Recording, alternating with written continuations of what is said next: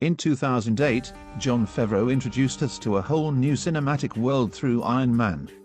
This was a risky film to make. Favreau was an odd choice for this film, only being known for directing Elfand Swingers previously. It would star Robert Downey Jr., who, at the time, was a washed-up B-lister with substance and legal problems. But the studio's biggest risk was in even making an Iron Man movie. Tony Stark was a hero who, although long-lasting, was never a fan favorite. Iron Man never reached the top of fandom like the X-Men or Spider-Man. Debuting in Tales of Suspense in 1963, Iron Man would become a trusted staple in the Marvel pantheon of heroes, but it wouldn't be until Downey Jr. would don the red and gold and help usher in the now behemoth Marvel Cinematic Universe that Iron Man would become an A-list hero. He is a hero who has become part of the American culture in a way no one could have predicted, but with all the fame comes critics with a microscope, looking for flaws. After a thorough review of the Iron Man legacy, here are 15 things about Iron Man that make no sense. 15. Recruiting Spider-Man in Civil War. During the events of Captain America Civil War, a line in the sand was drawn and it found the Avengers on opposing teams with Captain America and Iron Man as the leaders. After Cap begins to form a team, Stark and Romanoff are tasked with arresting them. Romanoff observes that they are outnumbered and recruits Hela to join their new team. Stark says he has another person in mind. Is it Daredevil, the skilled vigilante cleaning up Hell's Kitchen? Perhaps Jessica Jones, the superwoman who publicly took down another enhanced being? Luke Cage or S.H.I.E.L.D., maybe?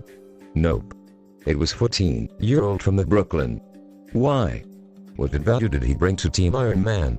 There is no doubt that Spider-Man's introduction into the Marvel Cinematic Universe was a crowd pleaser and exciting for many fans.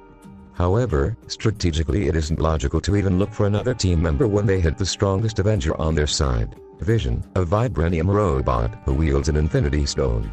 He is by far the most powerful member of the Avengers in this film and could have single-handedly destroyed Team Cap.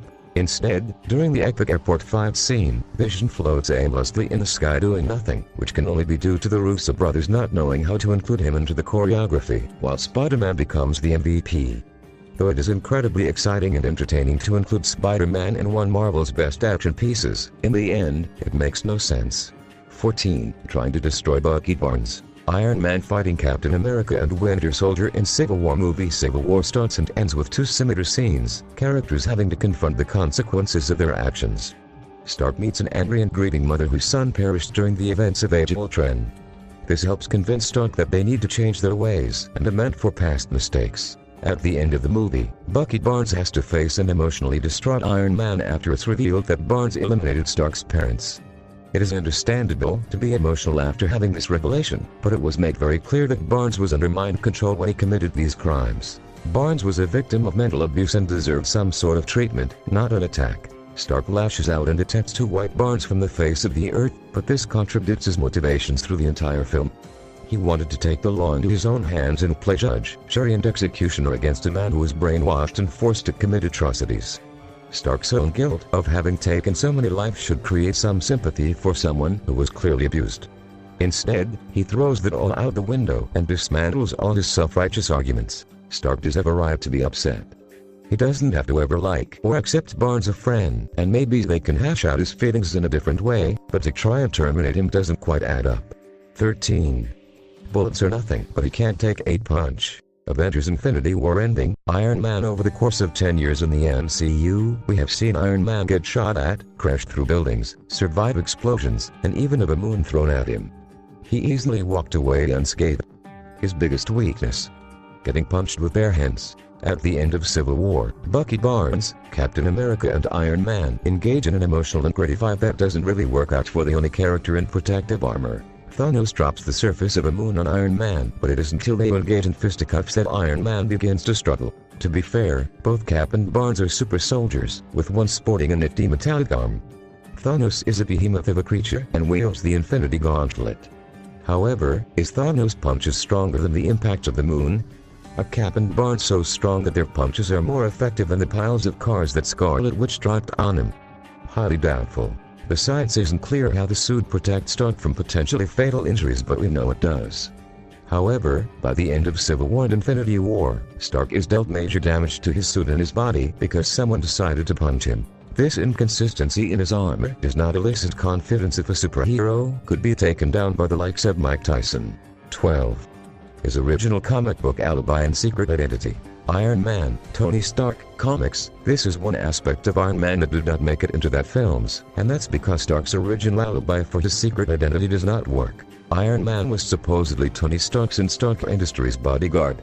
When any other superhero has a secret identity, the two protagonists never have many connections, which makes it harder to figure out who they are.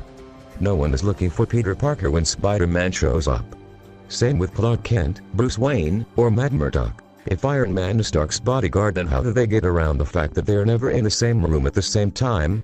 The premise makes it far more difficult to hide his identity and keep these two protagonists separate. It is an idea that, thankfully, was eventually abandoned, and Stark followed the example of the Fantastic Four to ditch the secret identity. Thanks to his narcissism, Tony owning up to his secret eventually worked better than trying to explain away why these two were never seen together. Iron Man must have looked like the worst bodyguard, always just picking up the pieces after a battle rather than preventing the danger. 11. How does he see? Iron Man's suit. What do the eye slits in the Iron Man and War Machine suits do? Are they for sight? How do they light up when they are on? When the suit is off, one can clearly see through them, but when power is on, the eyes light up from the outside and there is some sort of screen for the operator. The style in which the inside of the suit is filmed has become an iconic way to visualize a perspective we would never get to see. It is clever and artistic, but it leaves a lot of unanswered questions. There is no explanation in the movie, but one can deduce that there is a projected screen on the inside of the helmet. Perhaps there are little cameras somewhere on the helmet that creates the image. That still wouldn't explain the function of the eye slits. The suit cannot be moved when the power is off, so those eye holes would not be used for anything. Tony definitely wouldn't wear the suit if there was no power. In the original comics, the eye slits were actually used for Bison, but in the films, they don't really seem to serve a purpose other than looking really intimidating when they light up. 10. How does he survive G-force? Iron Man flying. It is estimated that Iron Man can fly at about Mach 3, which is approximately 2,301.81 miles per hour. More impressive than the speed is his capability of surviving G-force, to maneuver at sharp angles, and to stop in a matter of seconds. According to the Oxford Dictionary, G-force is a form of acceleration that causes the accelerating object to experience a force acting in the opposite direction to the acceleration. In other words, to stop as fast as Iron Man does would be like hitting a brick wall at 1,000 miles per hour. Stopping on a dime at jet fighter speeds would should turn his body into mush. At the very least, his brain would be severely damaged and he would be unconscious most of the time he was flying. The human body isn't meant to go that fast, and extra precautions need to be taken when fighter pilots engage in those speeds. Yet Iron Man was able to do the impossible on his first test flight. There are a myriad of explanations trying to justify how the suit may be plausible, but in the end, it is just science fiction. There is no explanation that will give us the answers as to how he could survive the powerful inertia that should destroy his body. 9. What did he do with extremis after Iron Man 3? At the end of Iron Man 3, Stark declares that he was able to find a cure for extremis foot pepper. He goes on to say, why stop there? He was able to stabilize the virus, and it is implied that he used it to fix his chest. Beyond the shrapnel, he had a massive gaping hole in his chest to make room for the arc reactor. How did he repair that? The general consensus among fans has been that Tony probably used extremis to repair the hole and help him heal. However, speculation aside, we know he was able to stabilize the virus. But what is it? Most importantly, why hasn't he used it again? After the events of Civil War, Rhodes was badly injured and now has to deal with damage to both of his legs. Why didn't Stark just use some of the extremis to heal Rhodes like he did for Potts and himself? It seems that there could be a lot of helpful and safe uses for extremis with the right minds behind it. The same exact argument Tony made in favor of creating Ultron, then Vision. It seemed that, just like always, Stark is just going to forget about his past inventions and move on to shinier things. 8. Why didn't he face any legal action after his attack in Afghanistan? In the first Iron Man film, Stark took his suit on a test drive to Afghanistan to fight some terrorists. Once he arrived, he quickly eliminated many of the terrorists, saving several hostages in the decimated city. On his way back, he was attacked by the Air Force and destroyed a F-22 inside an illegal no-fly zone, endangering the life of the soldier. Although he eventually saved that soldier, he still committed several illegal acts and destroyed millions of dollars worth of equipment. This is why traditional heroes keep secret identities, to not only protect their private lives but to shirk responsibility for damages. However, the film closes with a famous reveal. Stark proudly proclaims, "I am Iron Man." Cue Black Sabbath. Surely after he has revealed himself the government would take action and arrest him for all the crimes he has committed. Nope. Instead they had a Senate hearing to try and acquire his tech for military use. There were no consequences for his actions. In fact, there have been zero governmental actions taken against him until Captain America Civil War, and all that did was make him inoperative. Still no real consequences. Tony Stark is the ultimate embodiment of privilege. The laws of mankind and physics do not apply to him. 7. New element from an amusement park blueprint. One of the oddest moments in Iron Man 2 is when Stark effortlessly creates a new element based on the blueprints to his father's amusement park. Let's break this down. Howard Stark created the Stark Expo, which ran from 1943 to 1974. At some point, he created plans for the original arc reactor and realized that the palladium core wasn't sustainable. He discovered a new element that would need to be synthesized to replace the core.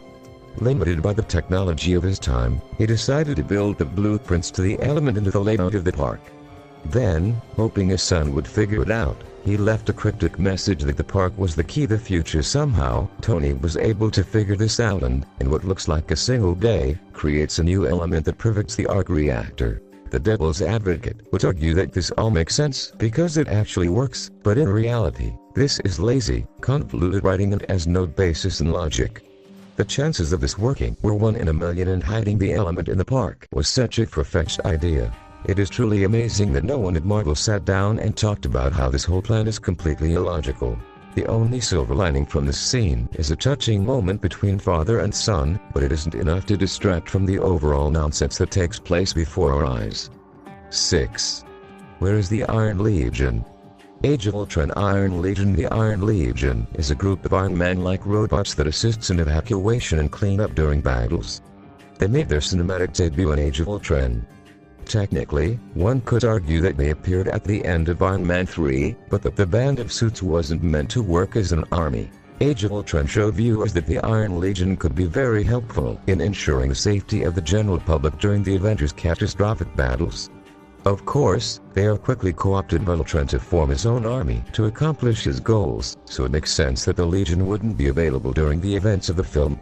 However, that doesn't explain why they were not used in Civil War or Infinity War.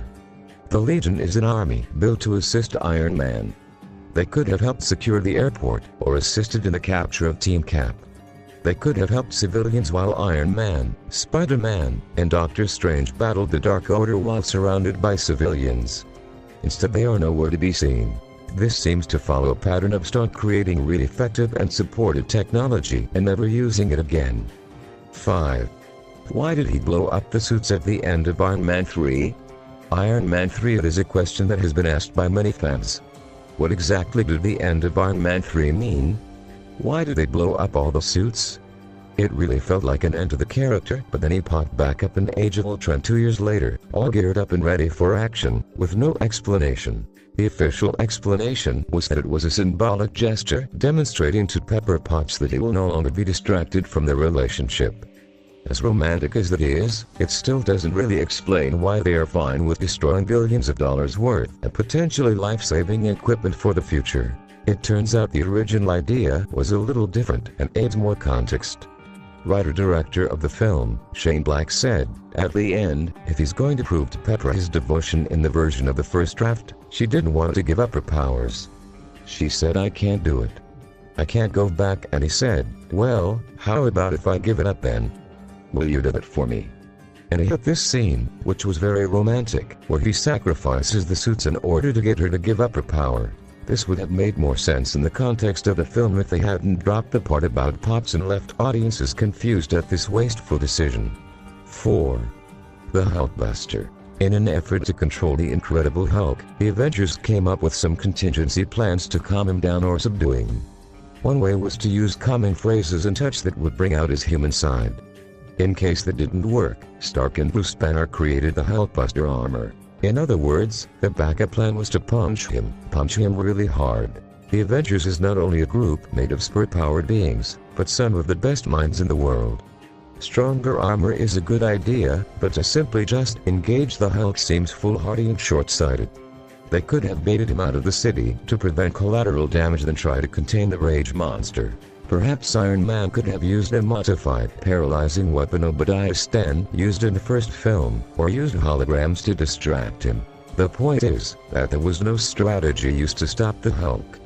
The plan was just to punch him till they knocked him out, which is something no one would have known was possible at that point, instead of coming up with a strategic plan to fix the situation. It's not like they didn't have enough strategists on the team to help with that. 3. What makes the Iron Man suit so special? Iron Man repulsors in Marvel Comics. In the first MCU Iron Man, the world had never seen anything like the Iron Man suit. Stark had a new powerful arc reactor and a fancy new suit that changed how the world would make weapons. Iron Man 2 established that, although there were many attempting to replicate the science, no one could do it.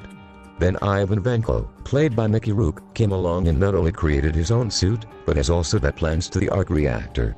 When it first started, the Iron Man suit was unique and quite amazing, but as the MCU starts to expand, the suit becomes more and more obsolete. James Rhodes gets his hands on a suit in the same film and now the army has its capabilities. Ant-Man and the Wasp suits can shrink and grow. Spider-Man has his own Iron Spider suit. Black Panther has a vibranium suit that can observe kinetic energy and redistribute it in a powerful attack. Oh, and it fits in his necklace.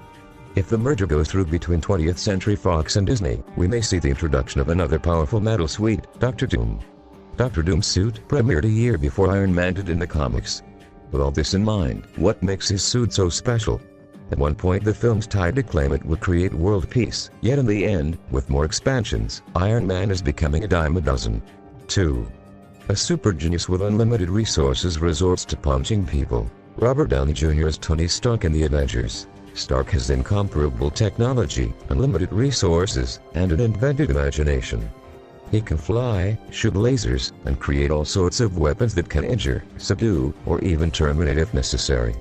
Yet in spite of having all these at his fingertips, Iron Man is constantly engaging with foes and punching them when he could shoot them lasers, never having to leave the sky. Stark has the technology to incapacitate anyone without ever having to clutch his fist. He could even just send an army of his own making to do the dirty work to prevent injury to himself.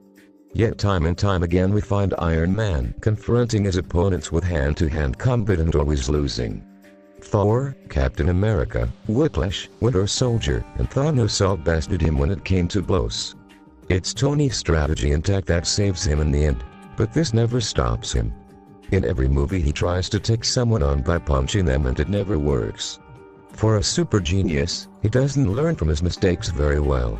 Iron Man's strengths come from his ingenuity and intellect, not his physicality. Even when he was devoid of a suit in Iron Man 3, it was his Home Alone-like skills that helped him escape and defeat the fake Mandarin, not his physical strength. 1.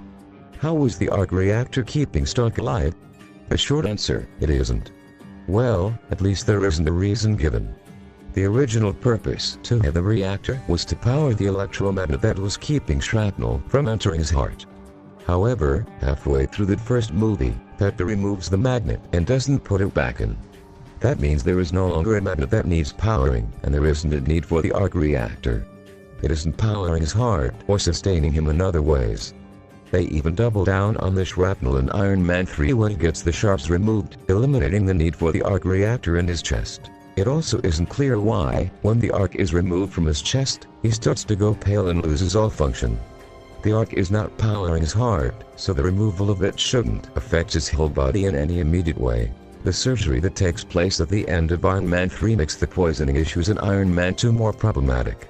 In the first movie, the idea of surgery was too risky and could end him, but it didn't take much effort to not only remove the shards, but to repair the gaping hole in his chest and sternum. Instead he resigned himself to death in Iron Man 2 without trying surgery. Having an arc reactor in his chest looks really cool, but in the end, it didn't serve any vital purpose after the first half of the first Iron Man.